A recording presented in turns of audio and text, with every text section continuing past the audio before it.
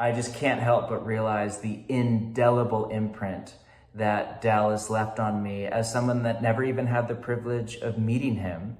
But I think of him often.